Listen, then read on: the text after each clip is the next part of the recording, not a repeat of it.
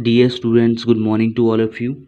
I hope you are all good and doing good on your parts. Going to start our revision session from today, and today we will start our first chapter, Nature and Purpose of Venus.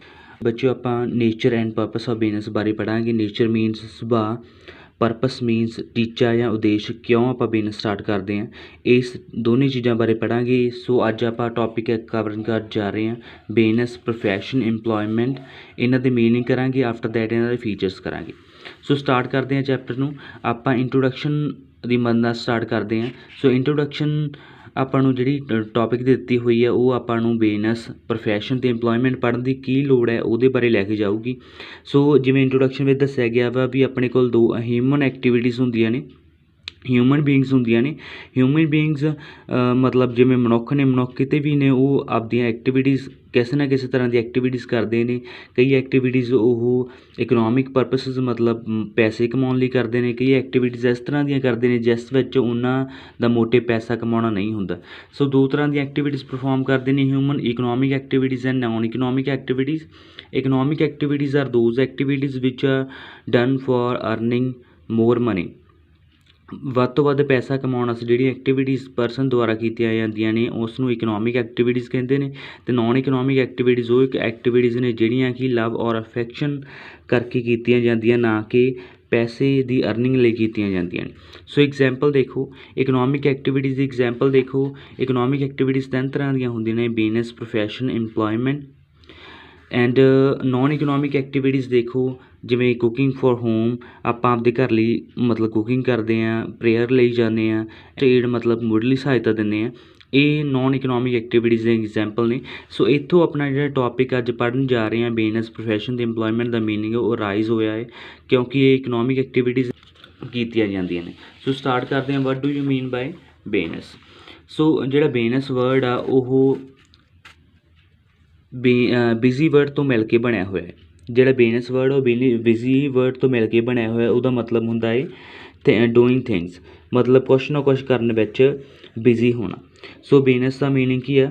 Business includes all those activities. Business ਵਿੱਚ ਉਹ ਸਾਰੀਆਂ activities involve ਹੁੰਦੀਆਂ ਨੇ ਜਿਹੜੀਆਂ ਕਿ ਪਰਸਿਊਡ ਮਤਲਬ continue ਕੀਤੀਆਂ ਜਾਂਦੀਆਂ ਨੇ ਹਿਊਮਨ ਬੀਇੰਗਸ ਦੁਆਰਾ ਫॉर ਅਰਨਿੰਗ ਪ੍ਰੋਫਿਟ। ਵੱਧ ਤੋਂ ਵੱਧ ਪੈਸਾ ਕਮਾਉਣ ਵਾਸਤੇ ਜਿਹੜੀਆਂ ਐਕਟੀਵਿਟੀਜ਼ ਪਰਸਿਊਡ ਮਤਲਬ ਕੰਟੀਨਿਊ ਕੀਤੀਆਂ ਜਾਂਦੀਆਂ ਨੇ ਹਿਊਮਨ ਬੀਇੰਗਸ ਦੁਆਰਾ for earning profit through. Profit earn ਕਿੱਦਾਂ ਕਰਨਾ? ਜਾਂ ਤਾਂ ਪ੍ਰੋਡਕਸ਼ਨ ਜਾਂ ਪਰਚੇਜ਼ ਕਰਨਾ ਚੀਜ਼ਾਂ ਨੂੰ ਕਰਕੇ, ਅਤੇ ਸੇਲ ਐਂਡ ਐਕਸਚੇਂਜ ਕਰਕੇ ਚੀਜ਼ਾਂ ਦਾ। ਹੁਣ ਇਹਨਾਂ ਦਾ ਮੀਨਿੰਗ ਪੜ੍ਹੋ। ਪ੍ਰੋਡਕਸ਼ਨ ਮੀਨਸ ਚੀਜ਼ਾਂ ਨੂੰ ਬਣਾ ਕੇ ਵੇਚਣਾ, ਸੇਲ ਮੀਨਸ ਪੈਸੇ ਲਈ ਵੇਚਣਾ, ਪਰਚੇਜ਼ ਮਤਲਬ ਕਿਸੇ ਹੋਰ ਬਿਜ਼ਨਸ ਤੋਂ ਖਰੀਦ ਕੇ ਜਾਂ ਕਿਸੇ ਹੋਰ ਮਤਲਬ ਆਪਣੀ ਕੰਪਨੀਜ਼ ਤੋਂ ਚੀਜ਼ਾਂ ਨੂੰ ਖਰੀਦ ਕੇ ਉਹਨਾਂ ਨੂੰ ਗਾਂਹ ਐਕਸਚੇਂਜ ਕਰਨਾ, ਜਿਵੇਂ ਕਿ ਆਪਣੇ ਕੋਲ ਹੋਲਸੇਲਰਸ ਦਾ ਕੰਮ ਹੁੰਦਾ ਹੈ। ਠੀਕ ਹੈ। ਸੋ ਸੇਲ ਕਰਕੇ ਵੇਚਣਾ ਕਾਹਦੇ ਵਾਸਤੇ? ਹਿਊਮਨ ਨੀਡਸ ਨੂੰ ਸੈਟਿਸਫਾਈ ਕਰਨ ਵਾਸਤੇ। ਇਹ ਸਾਰੀਆਂ ਜਿਹੜੀਆਂ ਐਕਟੀਵਿਟੀਜ਼ ਆ ਉਹਨਾਂ ਨੂੰ ਆਪਾਂ ਬਿਜ਼ਨਸ ਕਹਿੰਦੇ ਹਾਂ।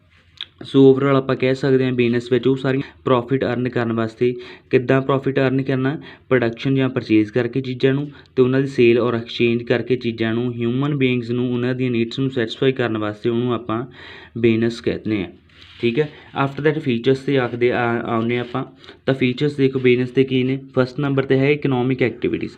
ਜਿੱਦਾਂ ਆਪਾਂ ਪਹਿਲਾਂ ਵੀ ਇੰਟਰੋਡਕਸ਼ਨ ਵਿੱਚ ਗੱਲ ਕਰਕੇ ਆਏ ਵੀ ਇਹ ਇਕਨੋਮਿਕ ਐਕਟੀਵਿਟੀਜ਼ ਜਿਹੜੀਆਂ ਕਿ ਪੈਸੇ ਲਈ ਸ਼ੁਰੂ ਕੀਤੀਆਂ ਜਾਂਦੀਆਂ ਨੇ ਉਹ ਤਿੰਨ ਤਰ੍ਹਾਂ ਦੇ ਹੁੰਦੇ ਨੇ, ਬਿਜ਼ਨਸ, ਇੰਪਲੋਇਮੈਂਟ ਅਤੇ ਪ੍ਰੋਫੈਸ਼ਨ।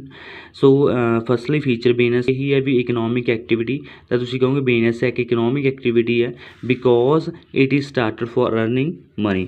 ਇਹ ਪੈਸਾ ਕਮਾਉਣ ਵਾਸਤੇ ਸ਼ੁਰੂ ਕੀਤੀ ਜਾਂਦੀ ਹੈ ਐਕਟੀਵਿਟੀ, ਸੋ ਇਸ ਲਈ ਇਹ ਇੱਕ ਇਕਨੋਮਿਕ ਐਕਟੀਵਿਟੀ ਹੈ। ਫੀਚਰ ਇਹ। ਦੈਨ ਸੈਕਿੰਡ ਨੰਬਰ 'ਤੇ ਕਿ sale or exchange of goods and services.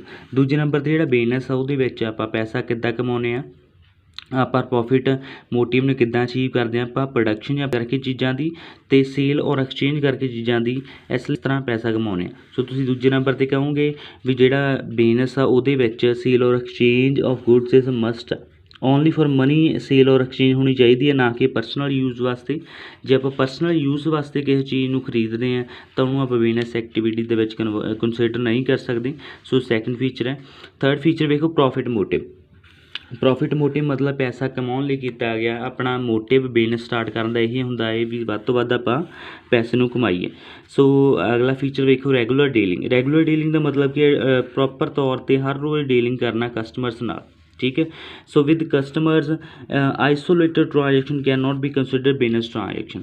Business ਦੀ ਟ੍ਰਾਂਜੈਕਸ਼ਨ ਆਈਸੋਲੇਟਡ ਟ੍ਰਾਂਜੈਕਸ਼ਨ ਮਤਲਬ ਇਕੱਲੇ ਦੁਆਰਾ ਆਪਦੇ ਨਾਲ ਹੀ ਟ੍ਰਾਂਜੈਕਸ਼ਨ ਕੀਤੀ ਜਿਹੜੀ ਗਈ ਹੈ ਉਹਨੂੰ ਆਪਾਂ ਬਿਜ਼ਨਸ ਦੀ ਟ੍ਰਾਂਜੈਕਸ਼ਨ ਨਹੀਂ ਕਹਾਂਗੇ। ਜਿਹੜੀ ਰੈਗੂਲਰ ਡੀਲਿੰਗ ਵਿੱਚ ਟ੍ਰਾਂਜੈਕਸ਼ਨ ਕੀਤੀ ਜਾਊਗੀ ਉਹਨੂੰ ਹੀ ਆਪਾਂ ਬਿਜ਼ਨਸ ਦੀ ਟ੍ਰਾਂਜੈਕਸ਼ਨ ਮੰਨਾਂਗੇ। ਸੋ ਰੈਗੂਲਰ ਡੀਲਿੰਗ ਕਸਟਮਰ ਨਾਲ ਬਹੁਤ ਜ਼ਿਆਦਾ ਇੰਪੋਰਟੈਂਟ ਆ, ਇਹ ਵੀ ਇੱਕ ਫੀਚਰ ਆ ਬਿਜ਼ਨਸ ਦਾ। ਅੱਗੇ ਦੇਖੋ ਫਰੀਡਮ। ਜਿਹੜਾ ਬਿਜ਼ਨਸ ਹੁੰਦਾ ਜਾਂ ਬਿਜ਼ਨਸਮੈਨ ਆ, ਜਿਹੜੇ ਉਹਨੇ ਸਾਰੀਆਂ ਐਕਟੀਵਿਟੀਜ਼ ਕਰਨੀਆਂ ਨੇ ਉਹ ਆਪਦੀ ਡਿਸਕ੍ਰਿਸ਼ਨ 'ਤੇ ਕਰ ਸਕਦਾ ਹੈ। ਡਿਸਕ੍ਰਿਸ਼ਨ ਮਤਲਬ ਆਪਦੀ ਮਨ ਮਰਜ਼ੀ ਅਨੁਸਾਰ ਕਰ ਸਕਦਾ ਹੈ। ਸੋ ਉਸ ਨੂੰ ਫਰੀਡਮ ਆ ਪੂਰੀ ਵੀ ਉਹ ਕਿਸੇ ਤਰ੍ਹਾਂ ਦੇ ਫੈਸਲੇ ਲੈ ਸਕਦਾ, ਕਿਸੇ ਤਰ੍ਹਾਂ ਦਾ ਨਵਾਂ ਪ੍ਰੋਡਕਟ ਲਾਂਚ ਕਰ ਸਕਦਾ ਹੈ।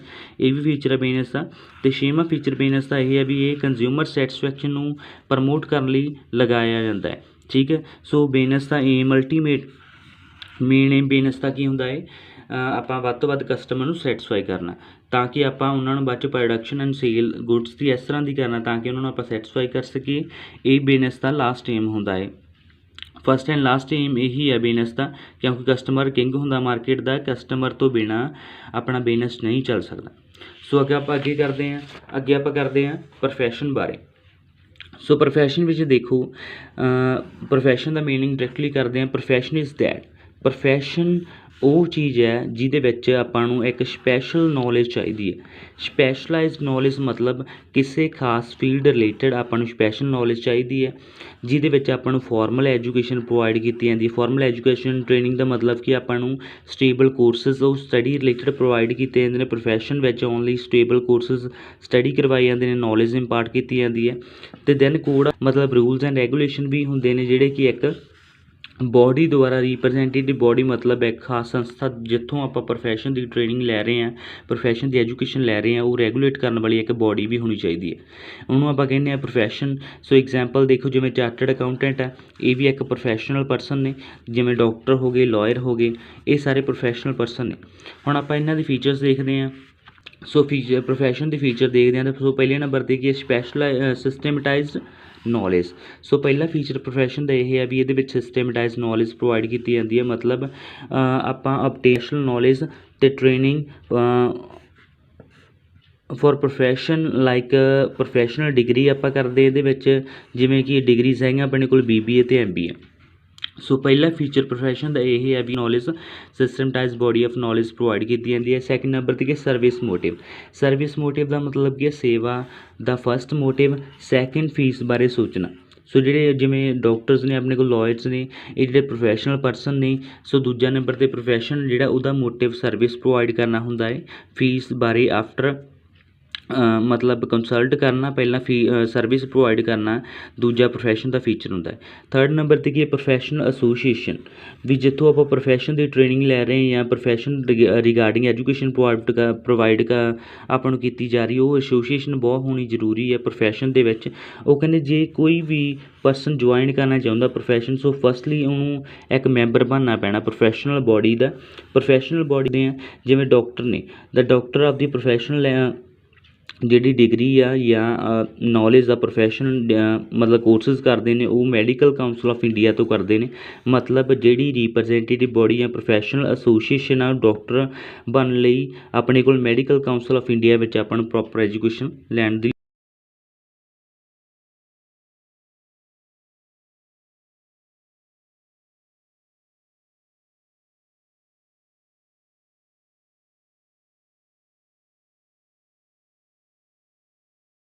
ਫੀਚਰ ਹੈ ਆਪਣੇ ਕੋਲ ਰਿਸਟ੍ਰਿਕਟਡ ਐਂਟਰੀ ਵਾਲਾ।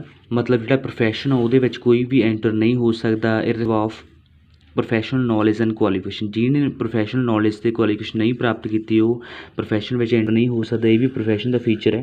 ਅੱਗੇ ਕੋਡ ਆਫ ਕੰਡਕਟ ਦਾ ਮਤਲਬ ਹੁੰਦਾ ਹੈ ਵੀ ਜਿਹੜੇ ਰੂਲਸ ਐਂਡ ਰੈਗੂਲੇਸ਼ਨ ਕਸਟਮਰਸ ਨਾਲ ਡੀਲ ਕਰਨ ਰਿਲੇਟਡ ਬਣਾਏ ਹੁੰਦੇ ਨੇ, ਜਿਹੜੀ ਆਪਾਂ ਪ੍ਰੋਫੈਸ਼ਨਲ ਐਸੋਸੀਏਸ਼ਨ ਤੋਂ ਪ੍ਰੋਫੈਸ਼ਨ ਬਾਰੇ ਨੌਲੇਜ ਲੈ ਰਹੇ ਹਾਂ, ਪ੍ਰੋਫੈਸ਼ਨ ਕੰਟੀਨਿਊ ਕਰਨ ਬਾਰੇ ਜਿਹਦੇ ਵਿੱਚ ਆਪਾਂ ਐਂਟਰ ਹੋਏ ਹਾਂ। प्रोफैशनल एसोसीएशन विच उहदे द्वारा कोड ऑफ कंडक्ट भी बनाया जाता है, ये भी फीचर है। अगर 6वें नंबर पर देखिए नेचर ऑफ वर्क भी प्रोफैशन में किस तरह का वर्क किया जा सकता है। प्रोफैशन में कंसलटेंसी तो एडवाइजरी वर्क किया जा सकता, जिमें कंसलटेंसी आपां नूं लॉयर्स प्रोवाइड करते हैं तो एडवाइस आपां डॉक्टर्स प्रोवाइड करते हैं। गुड, सो इस तरह ये अपने को फीचर्स प्रोफैशन दे। दैन अपने को लास्ट टॉपिक है इंपलॉयमेंट। सो इंपलॉयमेंट का मीनिंग देखते हैं। So employment refers to an economic activity, ये अपन नूं पता ऑलरेडी इंट्रोडक्शन में भी पढ़िया होया सी। तां इंपलॉयमेंट भी एक इकनॉमिक एक्टिविटी है जिहड़ी कि पैसे कमाउण लई कीती जांदी है, जिहदे विच वेयर एन एक परसन हुंदा है, कोई भी परसन रैंडर मतलब प्रोवाइड करता है परसनल सर्विसिज टू अदर्स, आपदियां परसनल सेवावां निजी सेवावां अदर्स नूं प्रोवाइड करता है। काहदे वास्ते?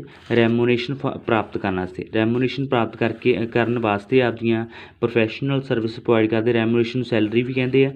किहदे विच? एक इंपलॉयमेंट के कंट्रैक्ट विच, इंपलॉयमेंट के कंट्रैक्ट विच रह के एक परसन जदों आपदियां परसनल सर्विसिज किसी नूं प्रोवाइड करता है तनखाह दे लई, उस नूं आपां इंपलॉयमेंट कहने आ।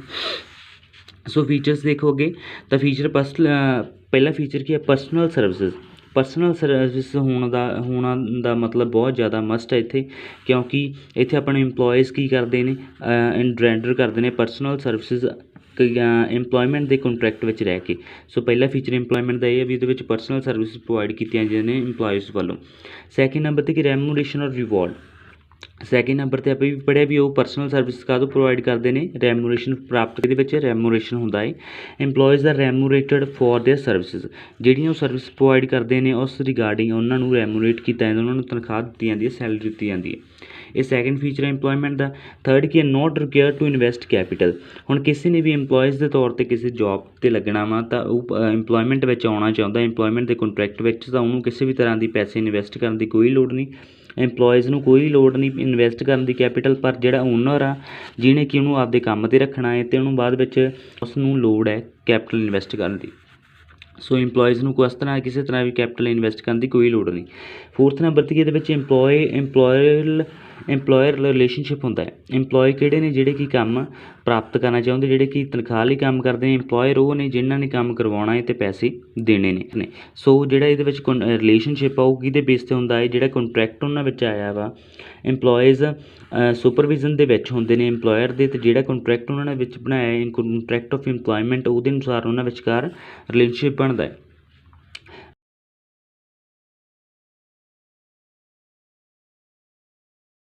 पंजवां फीचर है अपने को नेचर ऑफ इंपलॉयर।